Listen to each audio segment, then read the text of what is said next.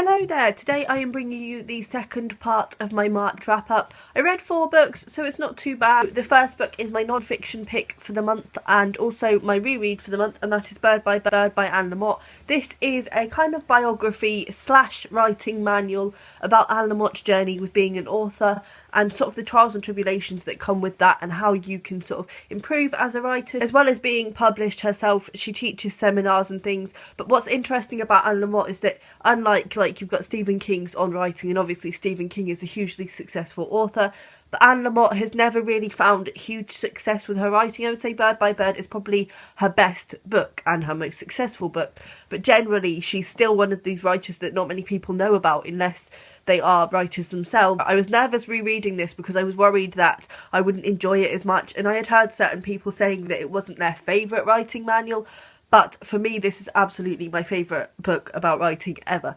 because it's so personal. Anne Lamott makes no qualms about the fact that writing is difficult and that she herself has struggled with writing, and it's not too cold. She very much puts her personality in there. She's quite a comic writer, and she's quite self-depreciating. There are just some hilarious bits in here. I've actually highlighted one which I will read to you, which just sums up the advice that's given in this book. But how, my students ask, how do you actually do it?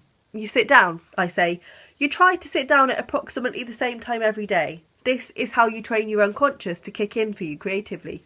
So you sit down at say 9 every morning or 10 every night, you put a piece of paper in the typewriter or you turn on your computer and bring up the right file, and then you stare at it for an hour or so. You begin rocking, just a little at first, and then like a huge autistic child. You look at the ceiling and over at the clock, yawn and stare at the paper again. So she very much makes no qualms about how difficult writing is, and also she talks about the fact that there's no writer that will sit down at the computer and have success every single time. There's no writer that will have a first draft that is fantastic. It's all about hard work and forcing yourself to do this thing that you love doing. She also talks about her own personal life in here, which is really nice, and it's lovely to get an insight into her life. She talks about the myth of publication and the fact that, you know, there's this big idea and all her students come into the class with the dream of getting published, and the first thing she says to them is let go. Because she speaks about the fact that basically you really look forward to your publication day and it's like the be all and end all. And then it comes, and by midday you're expecting all your family and friends to have rung you and told you how amazing your book is, but nobody does. And there's no instant gratification or instant feedback. It's just a case of your work being out there. So it's not as big a deal as everybody thinks, and I think that's a really interesting standpoint to take, and I think there's a lot of relevance in that as well, because it is true, you don't get instant feedback and nothing particularly changes apart from your knowledge that your work has been gratified by somebody. And also she speaks about the then negative reviews coming in and how they can make you want to die. And she just is very, very honest, and I think it's really refreshing. I would say for any budding writers out there, this is well worth a read. Then I read The Road by Cormac McCarthy. This won the Pulitzer Prize in 2007, and I can see why. But what I would say is that what makes this book literarily fantastic kind of makes it a difficult read in terms of it's not the easiest read, or there are some things that kind of grate. But basically this is about a post-apocalyptic America, basically. I think it's a cholera epidemic wipes out the majority of the population, and we are following a man and his son who are moving across America and trying to navigate the landscape.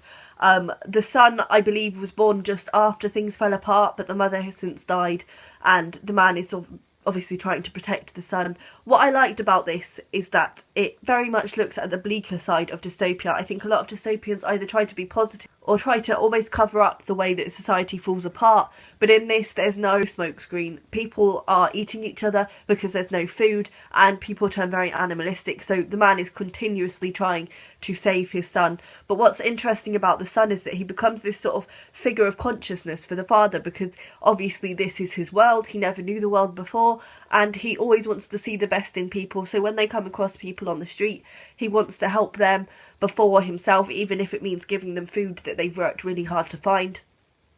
And the dad is constantly trying to rein him back, but I think they kind of really bring out the best in each other, because the son helps the father to be more understanding of people who haven't done them wrong, but also the father kind of teaches the son to be more wary of strangers, which is really nice. what I would say, and the one thing in terms of the literary thing that I can see why it was done, but it kind of made it grating to read, was the conversations between the two. So they've been on the road for a good few years. I don't think it ever says how long, but they have been on the road since the boy was born, and the boy's quite old by now. I'd say he's at least over 5. It might be that he's 10, I can't remember. So they've been on the road together for a very long time, and they've been living this life together for a very long time. And the conversations between them, I felt, were very irritating and short and underdeveloped, and the boy is always saying, I'm scared, or I'm really scared, and he repeats himself a lot. But if you think about how long they have been living this life together and how long they have been having the same conversation, it kind of makes a lot of sense, and I can see absolutely why it was done.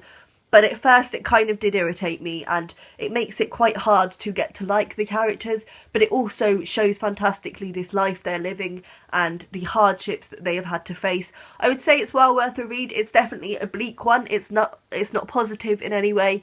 It looks at the reality of what would happen if society fell apart, but it's fascinating and it's really well written. It's quite simplistic, so it's a quick and easy read, but as I say, I would well recommend. Then I've got The Book Collector by Alice Thompson. I've done a full review of this, so I will link it down below. But this was the first book in my independent publisher series, and this was published by Salt. This is about a woman called Violet and a man called Archie, her husband.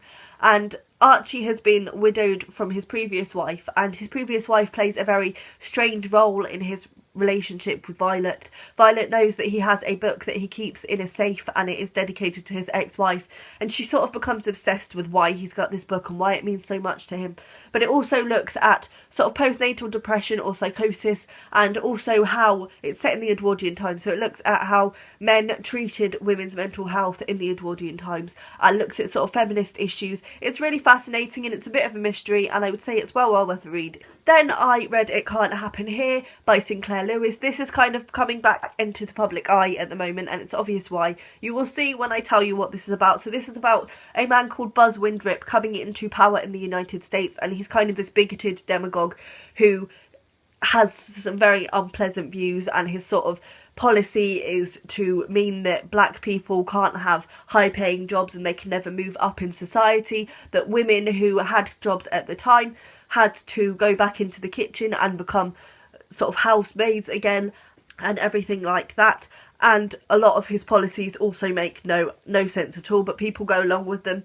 And this was written in 1936, and it's quite interesting to look at it now in hindsight of what happened in the Second World War just after this book was written, and also to look at it in terms of what's happening in the United States at the moment. It's a scary read, but I think it's necessary, and I think everybody should read it so that hopefully we can stop the same things happening. It's one of those books that's really spookily on point in a lot of ways. So when you bear in mind that this was written before really the horrors of the Second World War unfolded, Hitler is a figure in here in terms of that he's kind of referred to in sort of comparison with Buzz Windrip, but he certainly hasn't done the horrors that he did end up doing, and yet these are sort of scary premonitions about what's going to happen, only it happens in the United States instead of in Germany. So I would say that in the same way that 1984 by George Orwell is kind of more political than on the personal side, and I do prefer books that are on the personal side, and this is very political.